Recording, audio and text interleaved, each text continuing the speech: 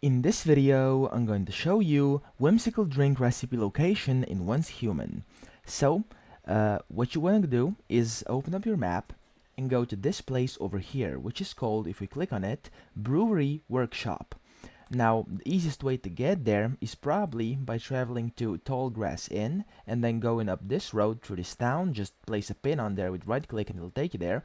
Or traveling to this little teleportation tower over here in case you have it unlocked. Now, once you come to this town, what you want to do is go to these fields over here where this big house stands. Okay, so this is I assume this is kind of the brewery or the main building of this town. And then inside the game, it looks something like this.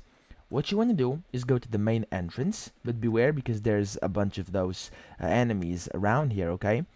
You want to go to this main entrance, to this house, and you want to walk through the door.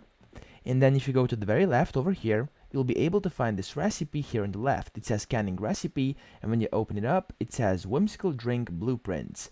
You want to claim them all, and that's pretty much it. You've successfully obtained your whimsical drink recipe, and yeah, I hope this video helped you out. If it did, please subscribe to the channel and help me out as well.